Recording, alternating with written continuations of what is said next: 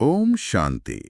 मतलब सोचिए, अगर किसी को अचानक से ये अंदरूनी खबर मिल जाए कि जिस बैंक में जीवन भर की कमाई रखी है ना, वो कल पूरी तरह से दिवालिया होने वाला है। ओम शांति। अरे ये तो बहुत ही भयानक स्थिति हो जाएगी। हाँ बिल्कुल। मतलब उसका सारा सिस्टम क्रैश होने वाला है, उसमें रखा हर एक सिक्का शून्य होने वाला है। तो एक समझदार इंसान क्या करेगा? जाहिर सी बात है, वो इंतजार तो नहीं करेगा ना। बिल्कुल नहीं। वो तुरंत अपना सारा फंड एक ऐसे नए और सुरक्षित बैंक में ट्रांसफर कर देगा जो कभी फेल हो ही नहीं सकता। और सच कहूं तो अगर वाकई पता हो कि नुकसान पक्का है तो हम एक पल भी नहीं गवाएंगे। सही कहा। और आज दिनांक 6 मई 2026 के ईश्वरीय महावाक्यों में शिव बाबा हमें बिल्कुल यही चेतावनी दे रहे हैं। हाँ, और साथ ही एक ऐसा अलौकिक सौदा भी ऑफर कर रहे हैं जो आत्मा को 21 जन्मों के लिए हर बोझ से मुक्त कर सकता है। बिल्कुल। तो आज के इस आध्यात्मिक मनन चिंतन में हम इसी सौदे की गहराई में जाएंगे। बाबा ने आज शुरुआत में ही जो सार दिया है, वो सच में आत्मा को सीधे आईना दिखाता है। हाँ, सार तो हमेशा ही बहुत गहरा होता है। हाँ, मैं उसे बिल्कुल वैसे ही पढ़ता हूँ। मीठे बच्चे, जब तुम संपूर्ण पावन बनोगे तभी बाप तुम्हारी बलिहारी स्वीकार करेंगे। अपने दिल से पूछो, हम कितना पावन बने हैं? देखिए, ये पंक्ति सच में झकझोरने वाली है। हाँ, मतलब अक्सर हम सोचते हैं कि हमने ईश्वरीय कार्य में थोड़ा समय दे दिया, थोड़ा सा धन लगा दिया तो हमारा समर्पण हो गया। हाँ, लोग तो ये मानते हैं ना कि हमने अपना काम कर दिया। बिल्कुल। लेकिन शिव बाबा यहाँ कह रहे हैं कि सिर्फ बाहरी समर्पण काफी नहीं है। जब तक आत्मा संपूर्ण पावन नहीं बनती तब तक बलिहारी स्वीकार ही नहीं होती। अच्छा, यहीं पर मुझे एक बहुत बड़ा पेंच नजर आ रहा है। मतलब अगर बाबा की शर्त यह है कि बलिहारी तभी स्वीकार होगी जब हम पावन होंगे, तो फिर आज की स्थिति में कोई अपना सब कुछ स्वाहा क्यों करेगा? हाँ, क्योंकि अभी तो हम पावन हैं ही नहीं, है ना। हाँ, वही तो। इस सवाल का सीधा जवाब बाबा ने आज के प्रश्न और उत्तर में दिया है। मैं इसे स्रोत से अक्षरशः पढ़ता हूँ। जी बिल्कुल, पढ़िए। प्रश्न है, तुम बच्चे अभी खुशी खुशी से बाप पर बलि चढ़ते हो क्यों?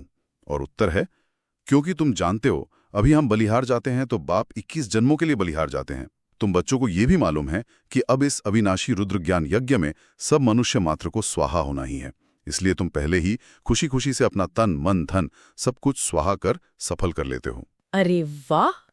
इस उत्तर में तो बहुत ही गहरा मनोविज्ञान छिपा है। बाबा यहाँ अविनाशी रुद्र ज्ञान यज्ञ की बात कर रहे हैं। हाँ, और देखिए, यज्ञ का मतलब सिर्फ वो नहीं होता ना जहां हम लकड़ियां जलाते हैं। बिल्कुल नहीं, ये एक आध्यात्मिक अग्नि है। बाबा हमें ये स्पष्ट दिखा रहे हैं कि ये पुरानी दुनिया, ये जो कलयुगी सिस्टम है, ये अब अपनी जर्जरीभूत अवस्था में है। मतलब ये वही दिवालिया बैंक है जो बस गिरने ही वाला है ना? हाँ बिल्कुल, जब सब कुछ वैसे भी नष्ट होना ही है तो क्यों ना उसे एक सही जगह पर ईश्वरीय कार्य में लगा दिया जाए। तो ये कोई त्याग नहीं है, ये तो एक बहुत ही कैलकुलेटेड और समझदारी भरा इन्वेस्टमेंट है। मतलब जब पता है कि पुरानी करेंसी नई दुनिया में नहीं चलेगी तो उसे एक्सचेंज करा लो। सही कहा। लेकिन वापस उसी शर्त पर आते हैं जो सार में थी। पावन बनने की शर्त। हाँ, अगर ये इतना ही आसान इन्वेस्टमेंट है तो बाबा ने पावन बनने की शर्त क्यों रखी? बैंक तो कोई भी पैसा ले लेता है, फिर शिव बाबा को पवित्रता ही क्यों चाहिए? तो ये बहुत ही बढ़िया सवाल है। ऐसा क्यों है? क्योंकि यहाँ लेन देन पैसों का नहीं है ना, यहाँ लेन देन ऊर्जा और संस्कारों का है।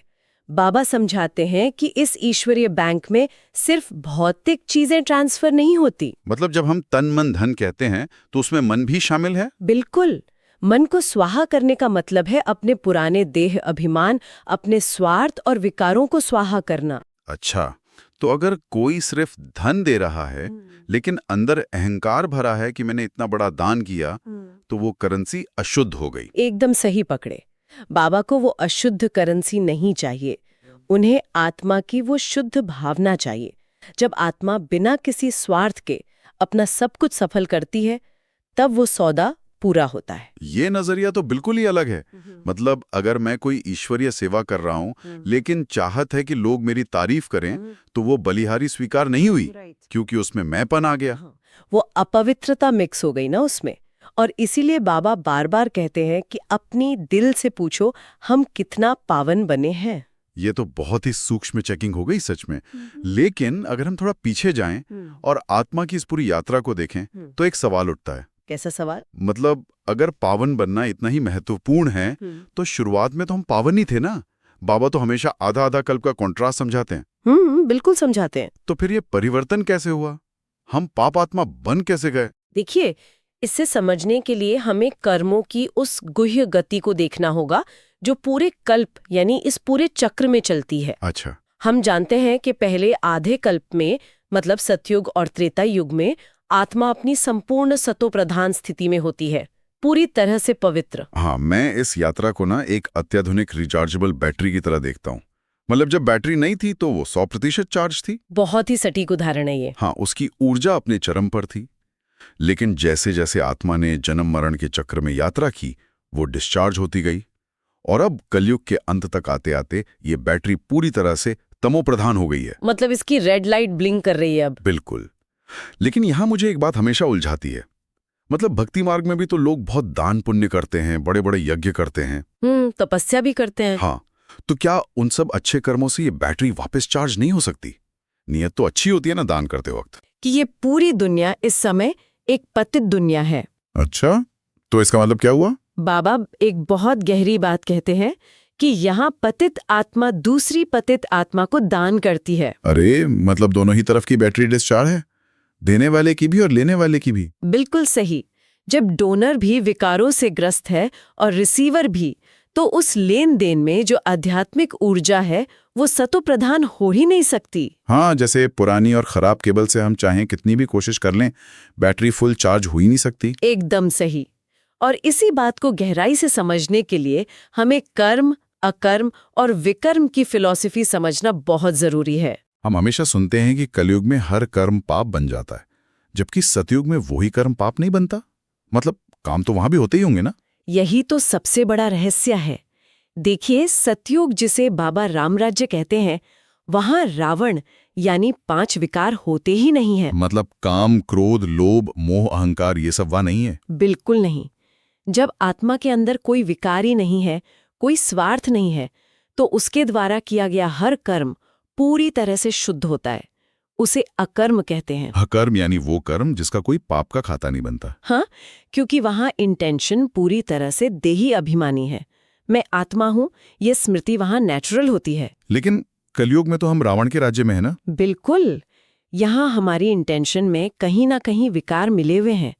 हम जो भी कर्म करते हैं, अगर उसके पीछे थोड़ा सा भी मोह या लोभ है, तो वो विकर्म यानी पाप बन जाता है। और इसी विकर्म का परिणाम आत्मा को भुगतना पड़ता है। हाँ, और बाबा यहाँ एक बहुत ही कड़ा शब्द इस्तेमाल करते हैं, गर्भ जेल। बाप रे, गर्भ जेल, ये शब्द वाकई बहुत भारी है।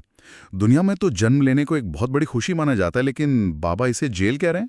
क्योंकि कलयुग में जब आत्मा गर्भ में आती है, तो वो अपने विकर्मों के कारण एक सजा के रूप में वहां होती है। वो त्राही त्राही करती है। और सतयुग के लिए बाबा क्या कहते हैं?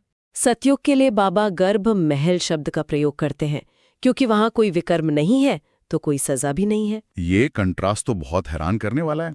मतलब हमारी हर तकलीफ की जड़ हमारे ही विकर्म है, और जब मामला इतना उलझ चुका है तो कोई इंसान हमें इस दलदल से कैसे निकाल सकता है? सच कहूं तो कोई इंसान निकाल ही नहीं सकता।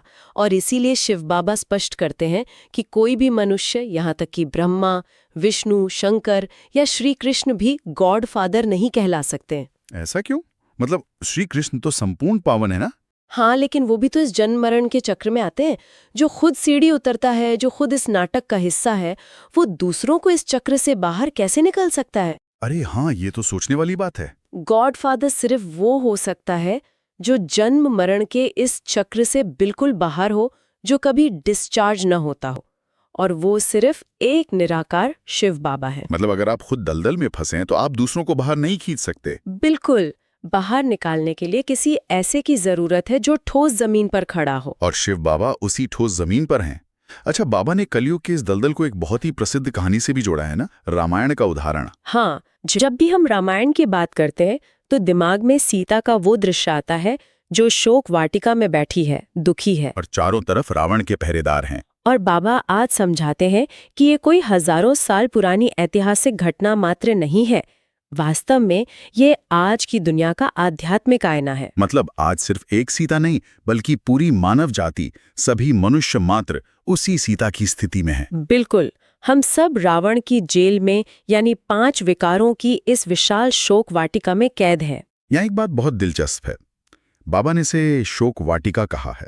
वाटिका मतलब एक सुंदर बगीचा। बाहर से देखने में यह दुनिया सच में एक चमकती हुई वाटिका लगती है ना? हाँ, इतनी टेक्नोलॉजी है, इतना ऐशो आराम है, लेकिन अंदर से आत्मा शोक में है, डिप्रेशन में है, तनाव में है। सही कहा। बाहर की चकाचौंध हमें ये एहसास ही नहीं होने देती कि हम जेल में हैं। हमने इस रावण राज्य को, इस तनाव और गुस्से को इतना सामान्य मान लिया है कि हमें लगता है जीवन बस यही है। लेकिन जब दुख हद से पार हो जाता है, तब अंदर बैठी वो सीता त्राहे त्राहे करती है। हाँ, पुकारती है कि हमें इन विकारों के बंधनों से छुड़ाओ। लेकिन एक बात बताइए, हमारी आत्मा पुकारती क्यों है, शांति ही क्यों मांगती है? क्योंकि उसे कहीं ना कहीं उस राम राज्य की याद है, वो आदि सनातन देवी देवता धर्म जो इस भारत भूमि पर कभी था। मतलब आत्मा की डीप सबकॉन्शियस में आज भी वो पूर्ण सुख और शांति की स्मृति दबी हुई है, और उसी स्मृति के कारण पुकार निकलती है। लेकिन इस पुकार का जवाब देने सिर्फ एक लिबरेटर आता है।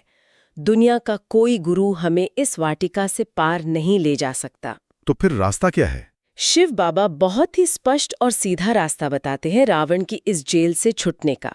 वो कहते हैं, माँ में कम याद करो, केवल मुझे एक को याद करो। माँ में कम याद करो सुनने में तो ये बहुत साधारण लगता है, लेकिन मुझे ये समझना है कि सिर्फ याद करने से पाप कैसे भस्म हो सकते हैं? देखिए, इसे ऐसे समझिए कि शिव बाबा ज्ञान और पवित्रता के सागर हैं, एक सर्वोच्च ऊर्जा का स्रोत है। जब हम अपना पूरा ध्यान, अपनी एकाग्रता उस निराकार पर लगाते हैं, तो हम उस सर्वोच्च फ्रीक्वेंसी के साथ जुड़ जाते हैं। अच्छा, जैसे किसी जंग लगी हुई लोहे की चीज को आग में डाल दें तो आग उसका सारा जंग भस्म कर देती है? बिल्कुल, शिव बाबा की याद वो योग अग्नि है। जब आत्मा उस याद में टिकती है तो जन्म जन्मांतर के विकर्मों का जंग भस्म होने लगता है। और केवल इसी याद से आत्मा वापस पावन बनती है ना? हाँ, और पहले मुक्तिधाम जाती है और फिर सुखधाम यानी स्वर्ग में प्रवेश करने के योग्य बनती है। तो ये सिर्फ किसी को याद करने की बात नहीं है, ये एक एनर्जी ट्रांसफर है। ये बहुत ही पावरफुल कॉन्सेप्ट है। सच में बहुत पावरफुल है। अब सवाल ये आता है कि इस इतने विशाल दर्शन को हम रोजमर्रा के जीवन में कैसे उतारें? धारणा के लिए जो मुख्य सार दिया गया है, चलिए उस पर प्रैक्टिकल चर्चा करते हैं। हाँ, धारणा ही तो सबसे जरूरी है। धारणा का पहला बिंदु कहता है कि कर्म, अकर्म और विकर्म की गति को जानकर अब कोई विकर्म नहीं करना है। लेकिन इसे प्रैक्टिकली कैसे करें? मतलब मान लीजिए परिवार में किसी ने कुछ ऐसा कह दिया जो बहुत चुभने वाला है। उस वक्त गुस्सा आना तो जैसे एक ऑटोमेटिक रिएक्शन होता है। वहां हम अकर्म कैसे करें? ये सबसे बड़ी चुनौती है। बाबा ये नहीं कहते कि तुम कर्म क्षेत्र छोड़ दो या जंगल में चले जाओ। बाबा कहते हैं कि इसी परिवार और समाज के बीच रहते हुए विकारों का त्याग करना है। पर ये होगा कैसे? ये प्रैक्टिकली तभी हो सकता है जब हम उस परिस्थिति में साक्षी दृष्टा बने। जब कोई हमें उकसाता है तो हमें ये देखना है कि सामने वाली आत्मा भी रावण के यानी विकारों के वश है, वो बीमार है। अच्छा, जैसे हम एक बीमार इंसान पर गुस्सा नहीं करते, हमें उस पर रहम आता है। बिल्कुल। उस पल में अगर आप अपनी आत्मिक स्थिति में टिक जाएं और क्रोध को स्वाहा कर दें तो आप विकर्म बनने से बच जाएंगे। यही सच्ची धारणा है। यानी रिएक्शन को रोकना और सही रिस्पॉन्स चुनना। और ये तो तभी संभव है जब हमारी बुद्धि पूरी तरह से जागृत हो। एकदम सही। और धारणा का दूसरा बिंदु इसी की बात करता है। इसमें लिखा है कि ऐसा पावन बनना है जो शिव बाबा हमारी बलिहारी स्वीकार कर लें। अपना तन, मन, धन इस ईश्वरीय ज्ञान यज्ञ में स्वाहा कर सफल करना है और पावन दुनिया में जाने के लिए पूरी तरह पावन बनना है। ये वापस हमें उसी दिवालिया बैंक वाले उदाहरण पर ले आता है ना? हाँ, अब बात सिर्फ खजाना ट्रांसफर करने की नहीं है, खुद को उस नई दुनिया के लायक शुद्ध बनाने की है। बिल्कुल। आप नई दुनिया में पुरानी और मैली मानसिकता के साथ प्रवेश नहीं कर सकते। आपका हर संकल्प उस नई दुनिया के स्तर का होना चाहिए। और यही इस पूरी चर्चा का सबसे बड़ा व्यावहारिक संदेश है, मतलब द सो व्हाट।